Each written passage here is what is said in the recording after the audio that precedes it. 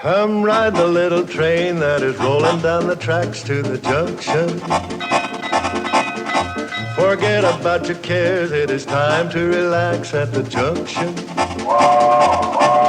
Lots of curves, you bet, and even more when you get to the junction. Petticoat Junction. There's a little hotel called the Shady Rest at the junction. Petticoat Junction. It is run by Kate. Come and be her guest at the junction. Petticoat Junction. And that's Uncle Joe. He's a moving kind of slow at the junction. Petticoat Junction.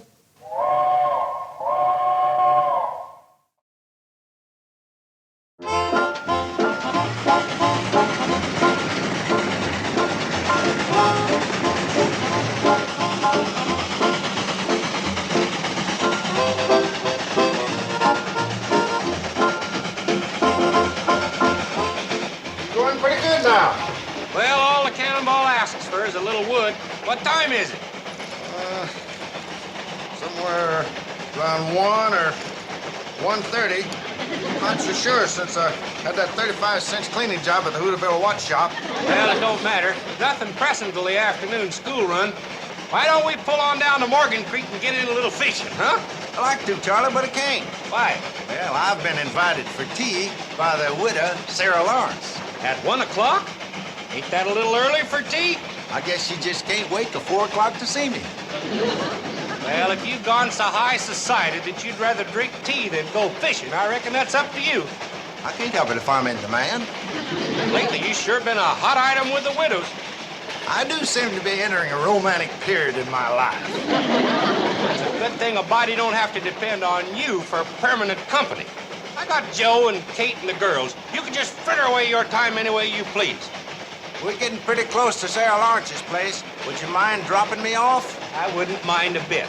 Don't spill any tea in your lap. What are you going to be doing? Don't worry about me. I'm going up to the Shady Rest where a fella can find some real company. I'll pick you up on the school run.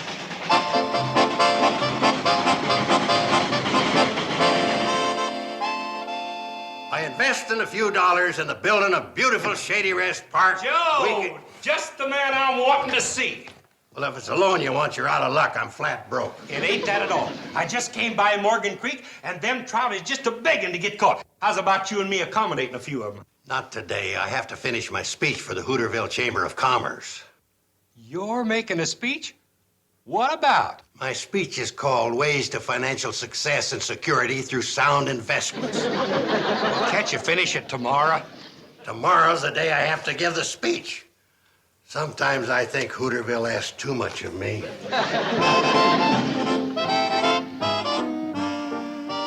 Oh, hi, Charley. Nice to see you. Well, I'm glad somebody's glad to see me. I was beginning to think I was a one-man measles epidemic. What? Oh, nothing. Kate, I heard some real interesting gossip this morning. Would you like to sit down and hear it? Oh, Charley, I don't have time for sit-down gossiping. This is my big cleaning day. Kate, you are the busiest, hardest working woman lately. We used to have time to sit down now and then and talk. Well, you see, Charley, nowadays, with the girls growing up and the hotel running down, I'm busier and busier. Yeah, I understand, Kate. Hi, Billy Joe. Hi, Charlie. You got a minute? I got all the time in the world. Great. Let's have a game of checkers, huh? Well, I haven't got that much time. Oh. Charlie, I'd love to play checkers with you, but You got to go get ready for a date with your boyfriend. That's not true. I've got a dancing lesson to go to. And then you got a date with a boy. How'd you guess? Oh, Charlie, if you really want me to, I'll play checkers with you. Oh, no. Now, you just go and dance up a storm. I got to go anyway. Are you sure? I'm sure. Time for the school run, and I got to go pick up my sidekick, otherwise known as your sister Betty.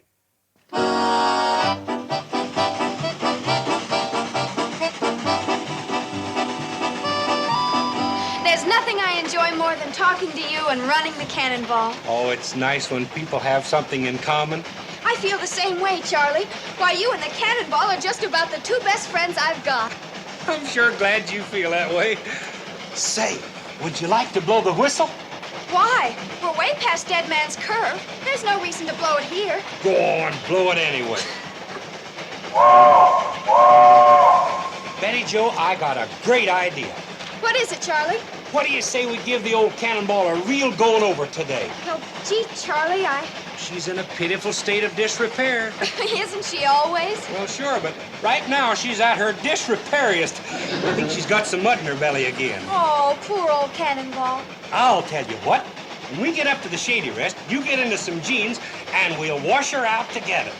I'd love to, but We'll clean the grate and the ash pan at the same time. We ain't done that together in quite a spell. I know, but you see, Slow her down, Betty Jo. We're coming into the Shady Rest for a whole afternoon of real interesting work. Slow her down, Betty Jo. I can't. Sure you can. Just adjust the pickle fork hinge and pull back on the brake lever, same as always. No, I mean, I can't. Oh, I'll explain when we stop, Charlie.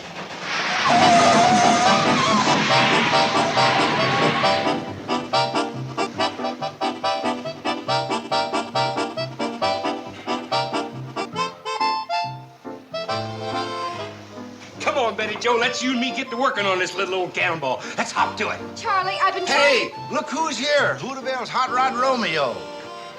Hi, Betty Jo. Orville, it's you. Of course it's me. Who else would it be? Charlie, that's what I've been trying to tell you. I'm spending the afternoon with Orville. Yeah, we have the whole week planned, haven't we, Betty Jo? Well, come on, let's go. Well, Charlie, I'd love to help you, but I can't. You understand. See you tomorrow, Charlie. That done it. Oh, careful, Charlie. That hat cost 89 cents. I won't be needing the darn thing anymore. I'm through running the Cannonball. Oh, come on, Charlie. Stop kidding around. I finally come to my senses. There's nobody around here got any time for me. And I'm not spending the rest of my days sitting up there in that engine being lonely and miserable. Charlie, you gotta be kidding. You just gotta. You find out if I'm kidding. I'm quitting the Cannonball forever, and you can just get yourself a new engineer.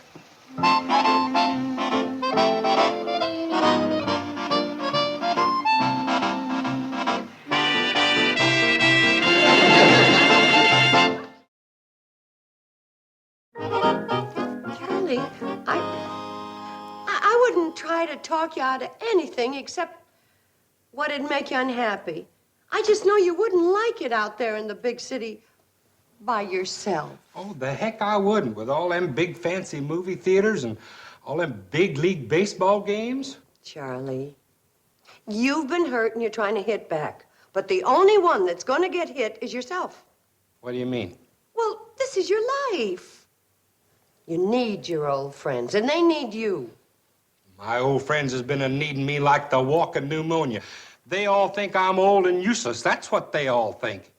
Everybody does not think that. Well, maybe not everybody, but most everybody. Now, Charlie, you got to come to your senses. It's no use, Kate. My mind is made up.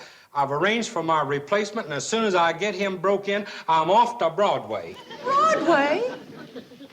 Well, that's in New York. Well, if that's where it is, that's where I'm a-going. I'll send you a postcard.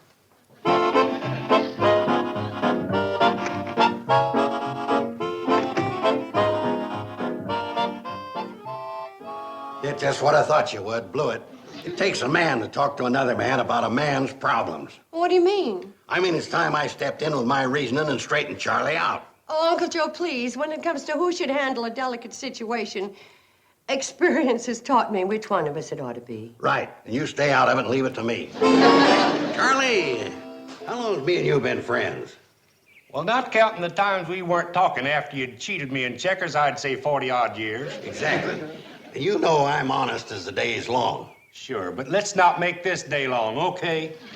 Charlie, now a man's got to be practical. Some of us, like me's got a lot of talent. We can do anything. We got the spirit of youth. Well, Sonny, is that a fact? Sure. Others like you, old buddy, get to aging up before your time. Just call me prune face. So take a tip from an old friend. When you got an easy touch like running the Cannonball, hang on to it. Without it, you're dead. Are you just about done talking? Just about. Well, then you listen to me.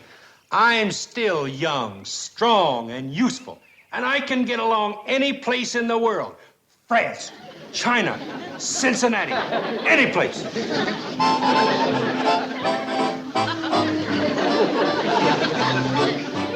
Oh, Mom.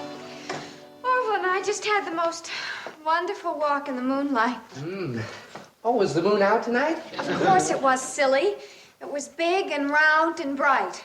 Oh, I guess that's why we weren't stumbling. Orville, how would you like to go in and sit on the sofa and talk? Oh, I've got a better idea. Oh, what, Orville? What? Why don't we stay in here and have a piece of that pie? Orville, if all you're interested in is pie, you don't need me. Good night.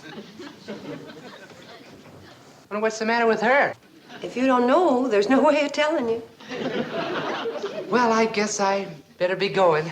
I guess so, or Here, Orville. Take this with you.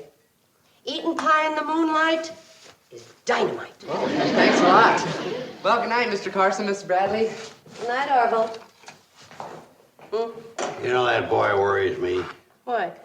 He's so romantic, I'm afraid he's gonna sweep Betty off her feet and drag her to the altar. I'd rather have Orville a little too slow than a little too fast. Think of our problem if he was serious about marrying Betty Jo. We need to think about it. Me too. Supposing that was our problem. Maybe that'd be a way of keeping Charley here. What are you talking about? Well, since your talk with him didn't work out so well, I was Now, thinking... don't be like that, Kate. Every man's entitled to one mistake in judgment in a lifetime. Oh, certainly, Uncle Joe. Charlie made his when he didn't listen to me. Yeah, boy. But maybe we can bring Charley round by tempting him with a new job. What are you talking about? Charlie can't do nothing but run a train. Oh, yes, he can. Besides running the Cannonball, he likes to give advice best. I am about to have a little talk with Mr. Charles Pratt, marriage counselor. Gosh, Kate, I never realized that things was so serious between Betty Jo and Orville.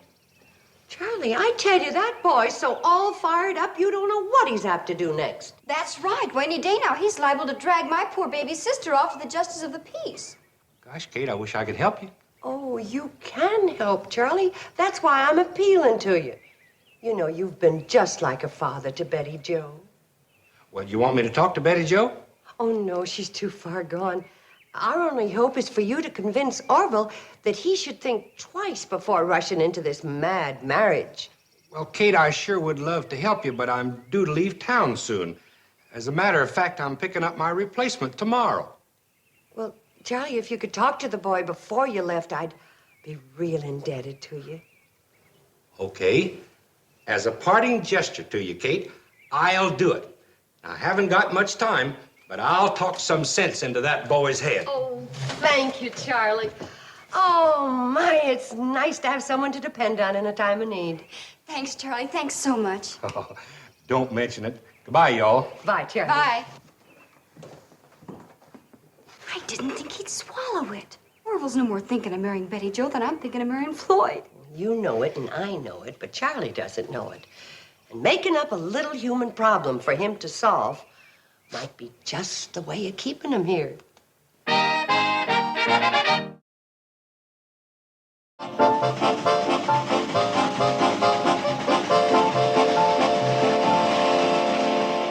Orville, you ought to realize that getting married is a big step.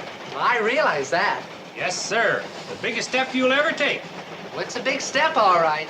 It's a step that before you take that step, you ought to watch your step. See what I mean? I guess. Now, it's not that Betty Jo isn't a fine girl. Oh, she's tops. She's tops, all right.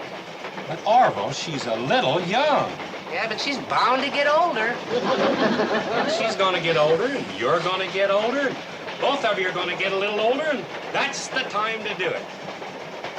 Do what? What do you think we've been talking about? Time to get married. Still over Mr. Pratt? I'm not thinking of getting married. Not? You never was you? Never entered my head. I get it. You're Kate's brainchild. No, I'm a maid's boy. I belong to my mother. Horrible. Kate figured that if I gave you some advice, it'd make me feel important and useful, and I wouldn't want to leave. She did? But it won't work. I'm old and useless, and I know it. We're coming into Hooterville, and I'll pick up my replacement here.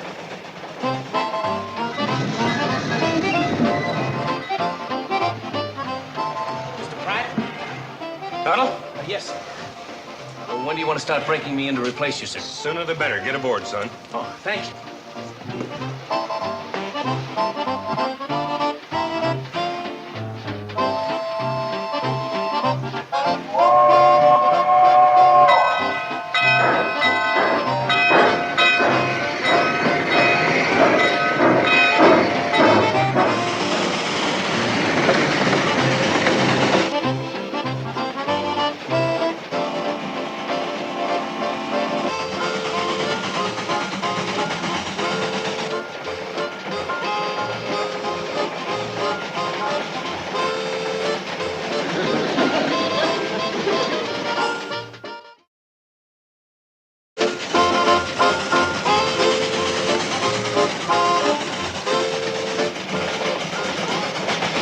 Real good, Mr. Tuttle.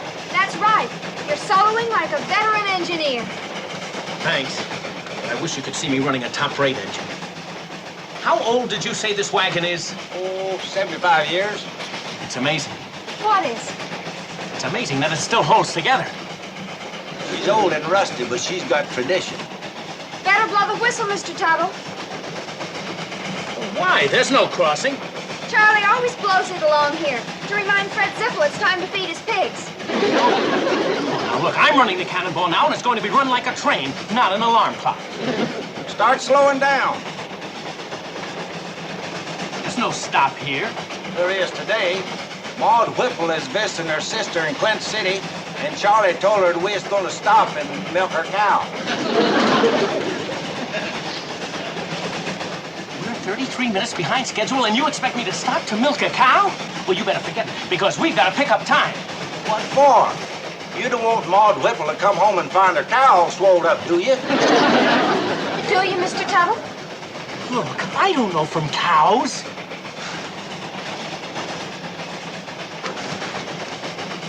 Your people either, I'm thinking.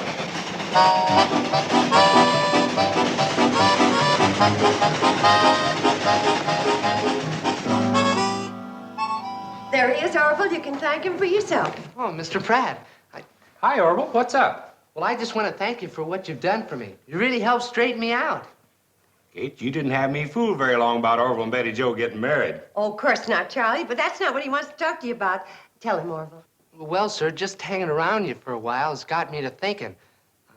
Eventually, I'd like to become an engineer just like you. Kate, it won't work. I'm quitting, and that's that. Are you saying that I put him up to that?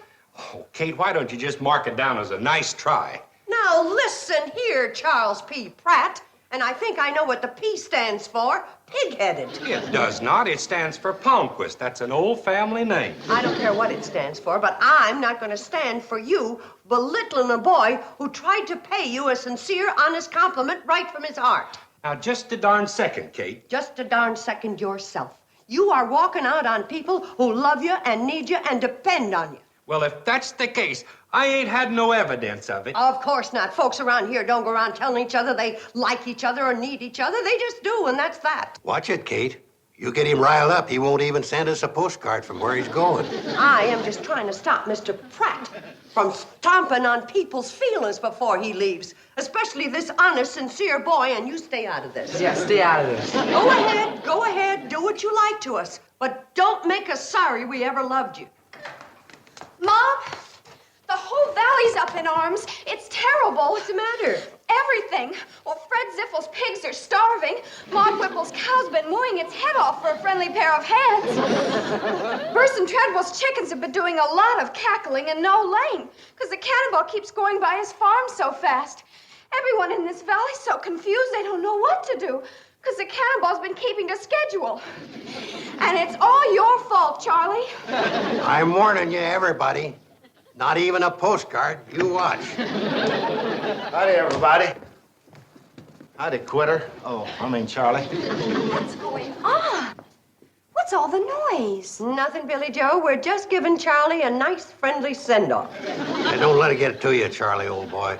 Just leave quietly and pretend this never happened. For goodness sakes, be quiet, Joe. I haven't got so much attention since 40 years ago when I fell in Emmy Hatton's punch bowl. Tuttle fellow likes to see you on the front porch, Quitter.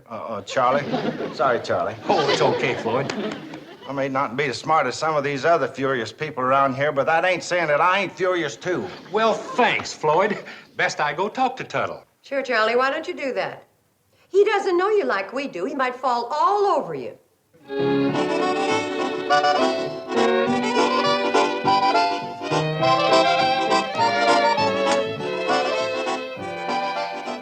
Anything wrong, Mr. Tuttle?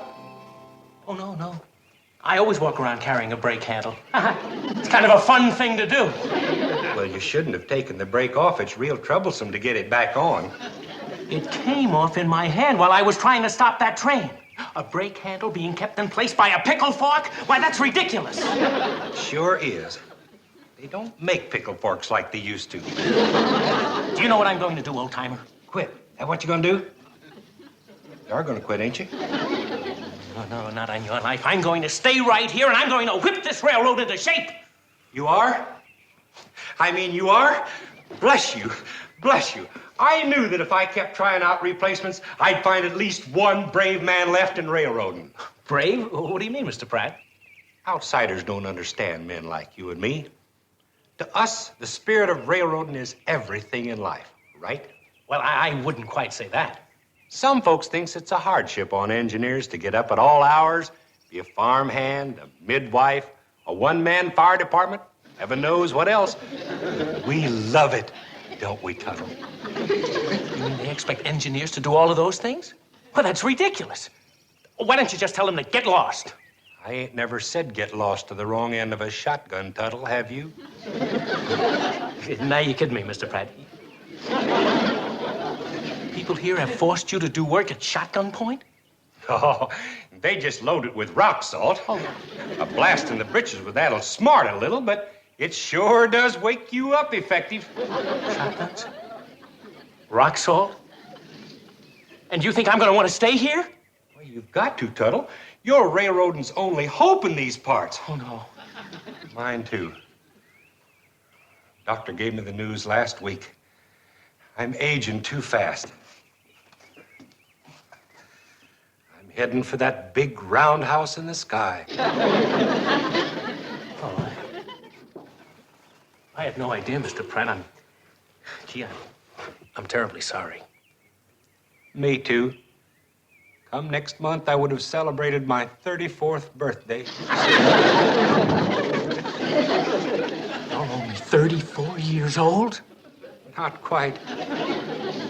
But don't pay me no never mind. Keep up the traditions of railroading. Carry on. I'm sorry, but you better tell them to get somebody else because I just couldn't do it. I just couldn't do it. I couldn't do it. Hey, come back, please, come back. Forget it! Okay, I'll do just that.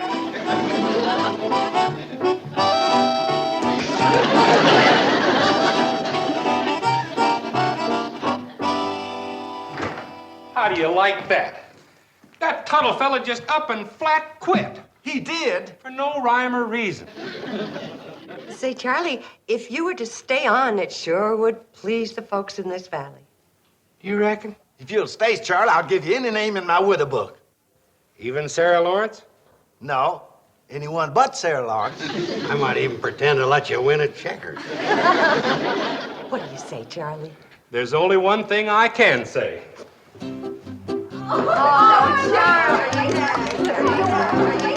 There's a train that runs through this wide valley that is loved by one and all. It's the train that starts way up in Pixley called the Hooterville Cannonball. Well, she makes her run through the dead of winter, through the summer, spring, and fall. Neither cold nor heat nor flood can stop her. She's the Hooterville Cannonball.